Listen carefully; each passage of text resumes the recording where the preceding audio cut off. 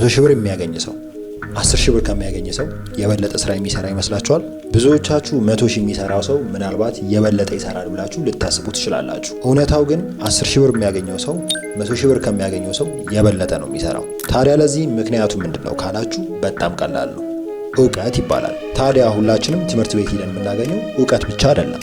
ለምሳሌ አንድ ጓደኛዬ ከ3 ዓመት በፊት 1,000 ብር በሳምንት ያገኝ ነበር። አሁን ላይ ደግሞ ይህ ጓደኛዬ በሳምንት 10,000 ብር ድረስ የሚያስገኝ ስራ አለው። ይህ የሆነው በሁለት ምክንያቶች ነው። አንደኛው ጓደኛዬ ራሱን የተሻለ ሰው ለማድረግ በየቀኑ ይጥራል። ያ ማለት ራሱ ላይ ይሰራል ማለት ነው። ሁለተኛው ደግሞ ከ3 ዓመት በፊት የነበረው እውቀት የ1,000 ብር እውቀት ነው። ለምሳሌ ያኔ ጓደኛዬ የሚያውቀው እንዴት በግሉ ግራፊክስ መስራት እንዳለበት ብቻ ነበር። አሁን ላይ ደግሞ በስሩ 3 ልጆችን በመያዝ የሶሻል ሚዲያ እና የግራፊክ ዲዛይን ሰርቪስ የሚሰጥ ቲም ቢውልድ አድርጎ ያኔ ሲሰራው ከነበረ ያነሰ ስራ ግን የተሻለ ገቢ እያገኘ ይገኛል። እውቀት ኃይል ነው። ብዙ ባወቃችሁ ቁጥር ብዙ ታገኛላችሁ።